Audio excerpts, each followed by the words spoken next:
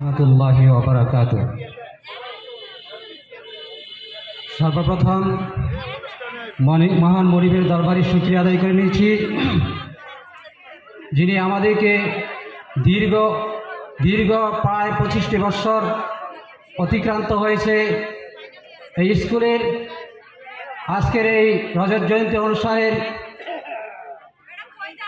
সম্মানিত প্রধান অতিথি জনাব এম.এ. মোহাইমিন আল জিহান, সভাপতি জনাব মোহাম্মদ জাকির হোসেন এবং উপস্থিত সম্মানিত সুধীবৃন্দ,